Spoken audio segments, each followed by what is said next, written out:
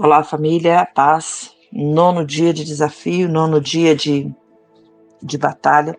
E tenho certeza que, assim como muitas pessoas já receberam vitória, muitas outras virão, né? Tenho certeza que Deus tem agido no meio do seu povo e que nós iremos alcançar, sabe?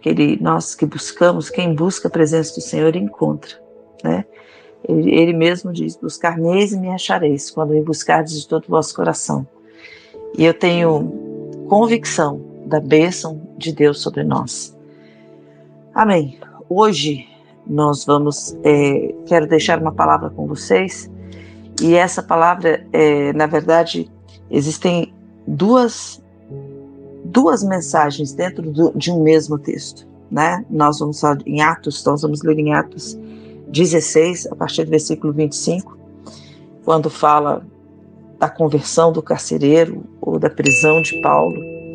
Essa foi uma palavra que Deus me deu o ano passado, e diz assim a palavra do Senhor: e perto da meia-noite, Paulo e Silas oravam e cantavam hinos a Deus, e os outros presos os escutavam. E de repente sobreveio um tão grande terremoto que os alicerces do cárcere se moveram, e logo se abriram todas as portas, e foram soltas as prisões de todos.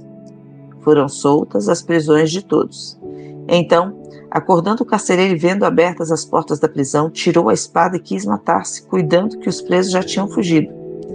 Mas Paulo clamou com grande voz, dizendo: não te faças nenhum mal, que todos aqui estamos. E pedindo luz, saltou dentro e, todo trêmulo, prostrou-se ante Paulo e Silas. E tirando-os para fora, disse: senhores, o que é necessário que eu faça para me salvar? E eles disseram: crê no Senhor Jesus Cristo e serás salvos, tu e a tua casa. Amém. Amém. Neste texto, né, normalmente existem dois tipos de mensagem, né? No meio da situação difícil, você louva ao Senhor. E crê no Senhor Jesus Cristo e você vai ser salvo, você e a sua casa. Normalmente é aquilo que a gente ouve. Mas como eu estou compartilhando com vocês a minha experiência, o ano passado, né, no meio do início desse período, eu estava orando. E como eu sou uma das palavras que Deus mais tem me usado para pregar é sobre o poder da palavra, né? Sobre a transformação através do poder da palavra.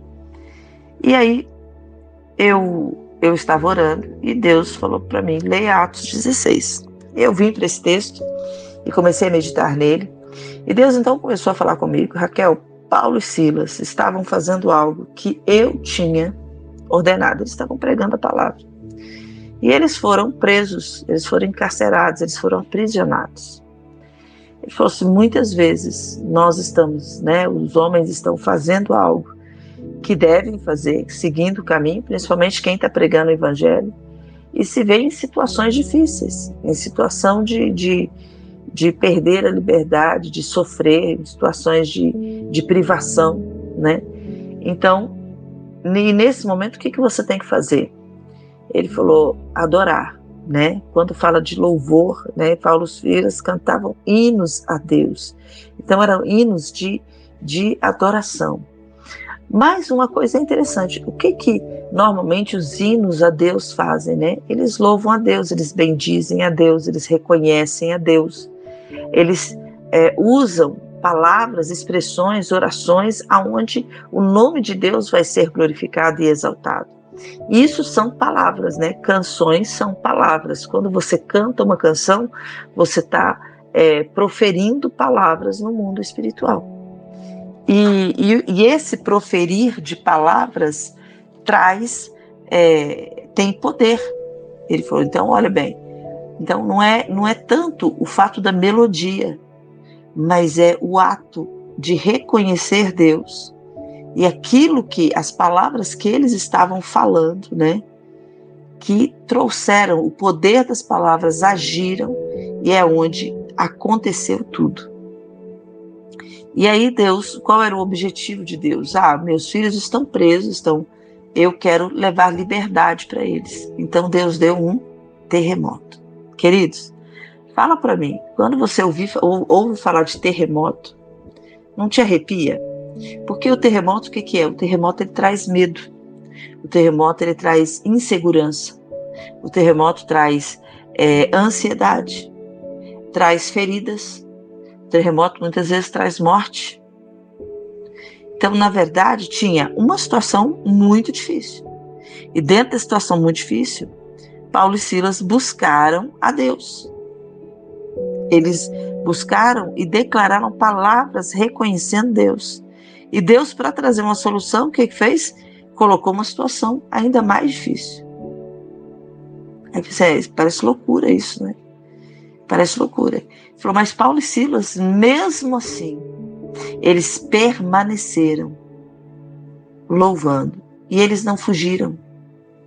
Eles não fugiram da circunstância porque não era o terremoto que levaria eles para fora, mas era o poder de Deus que levaria eles para fora. E quando nós permanecemos diante de Deus, não importa a circunstância, quando nós permanecemos diante das prisões e diante dos terremotos da vida, o Senhor, Ele age na nossa vida e trazendo bênção não só para nós, porque Deus liberou Paulo e Silas daquela situação física, mas aí Deus alcançou o carcereiro e liberou ele de uma situação espiritual. Olha como Deus é maravilhoso. Ele usa qualquer circunstância e Ele transforma qualquer circunstância de dificuldade em bênção em prol do seu povo. Tudo aquilo que Deus faz, muitas vezes nós questionamos, muitas vezes nós, às vezes pesamos, às vezes nós achamos difícil, né? Ah, Deus, por que eu estou passando isso? Teve uma irmãzinha que me procurou e disse, Raquel, depois que eu comecei o jejum, você precisa ver o polveirão que levantou aqui em casa. E isso é normal. Você está numa situação difícil, você vai louvar, você vai buscar a Deus, e aí vem o terremoto. Como é que você vai se comportar? Você vai começar a brigar e acusar a Deus e gritar e sair correndo? Ou você vai permanecer crendo que o agir de Deus, ele vai ser feito e ele vai trazer liberdade. Ele vai trazer aquilo que você busca e precisa. Mas nós precisamos estar firmes. Nós precisamos estar resistentes e resilientes, sabe? E aí foi quando Deus falou para mim, chegou o momento que eu falei assim, Deus, como é que é essa história? Estou parecendo que estou numa luta de boxe, eu levanto, recebo um, vou pro tapete, levanto de novo, vou pro tapete. E Deus falou para mim, resista, persistência para adquirir resistência. O que é isso? Você está no meio de uma situação difícil, busque a Deus e persista. Busque a Deus e persista. Busque a Deus e persista. Então louve, simplesmente louve. Está sofrendo, louve. Sabe, nós precisamos persistir. E persistir é você continuar buscando a Deus. Mesmo que você esteja nadando contra a corrente, mesmo que você não esteja vendo nada, você continua crendo, você continua caminhando, você continua louvando, você continua buscando. E aí você vai estar resistindo ao diabo, resistindo à circunstância, resistindo ao mal, resistindo às dificuldades. E quando você resiste, você ultrapassa, você quebra aquela linha que te separa do possível e vai começar a viver o impossível. Paulo e Silas viveram o impossível, porque no meio da situação difícil, os olhos deles se voltaram para o Senhor.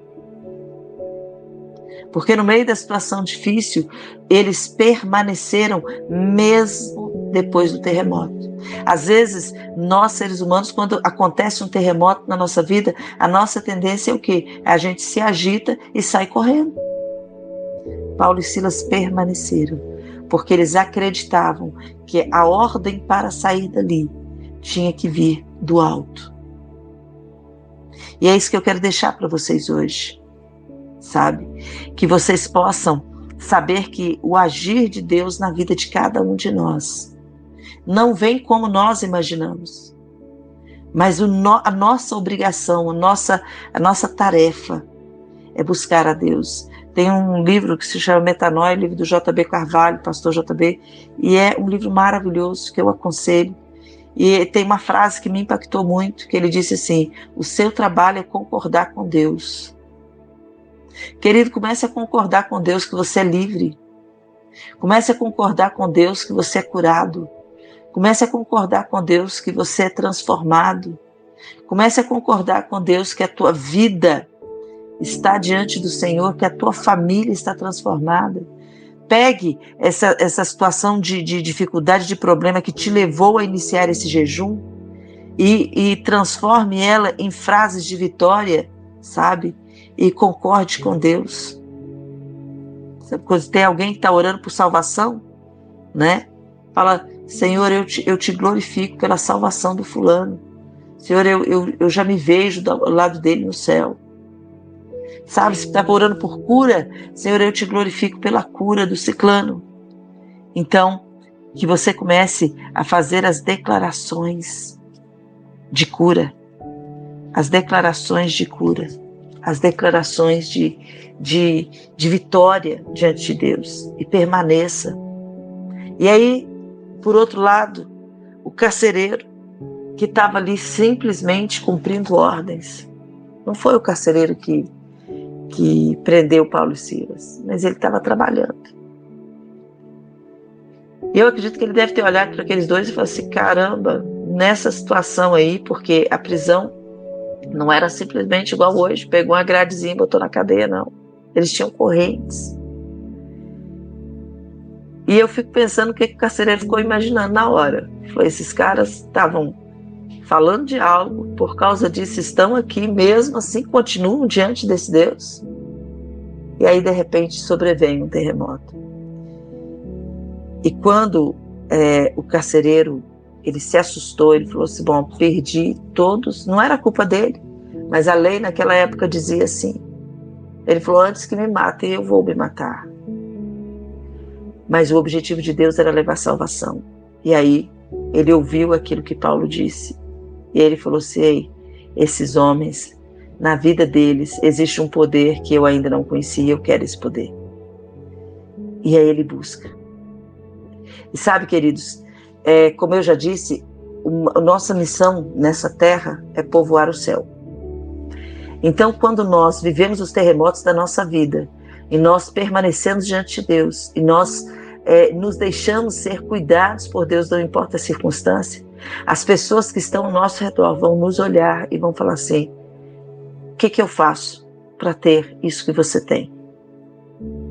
E é aí que é o teu maior testemunho, é a tua maior pregação. Esse é o maior ato de fé que você faz, é permanecer diante de Deus no meio dos terremotos da vida, para que outras pessoas vejam o agir e o mover de Deus em você.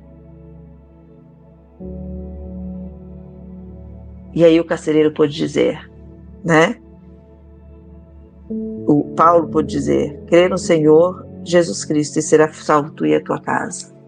E eu acredito que o carcereiro disse: eu creio, eu quero ser salvo, eu e a minha casa. Quando nós cremos no Senhor, nós somos salvos e levamos salvação para dentro da nossa casa.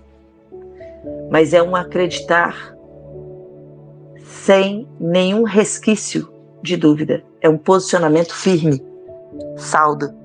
Então, o teu objetivo nesse período de batalha, de jejum, é buscar pela tua família. Se você permanece em Cristo, se você crê em Cristo e crê na obra de Cristo na tua vida, você será salvo, você e a sua casa. Você será liberto, você e a sua casa. Você será curado, você e a sua casa. Você será transformado, você e a sua casa. Você terá portas abertas, você e a sua casa. Não importa o que acontece no mundo, se nós estamos firmes na rocha, que é Cristo Jesus. Nós temos que estar firmes na rocha, que é Cristo Jesus. E como eu disse desde o início, o cristianismo, ele tem 3 colunas fundamentais: amor, perdão e gratidão. Nós precisamos de fé. Nós precisamos de saber o campo né, que somos e o que nós estamos semeando em nós mesmos. Nós precisamos usar o poder da palavra, nós precisamos nos identificar com Deus, nós precisamos ter um posicionamento que vai atrair a bênção, nós precisamos entender dos princípios para que as nossas finanças possam ser segundo aquilo que nós precisamos para viver neste mundo. Nós precisamos reconhecer quem é o nosso inimigo. Quando nós temos esses posicionamentos, nós alcançamos a verdade soberana de Deus, nós alcançamos a libertação em Deus, a salvação em Deus.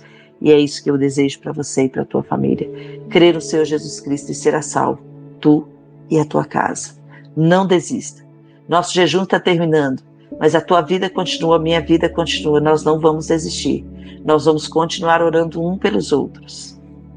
Né? Amanhã nós estaremos no nosso último dia. Mas não é o último dia, é simplesmente o princípio da vitória. Creia, creia, creia, creia, porque Deus está agindo e Ele vai continuar agindo e vai continuar trazendo transformação para a tua vida. Em nome de Jesus. Que o Senhor te abençoe grandemente.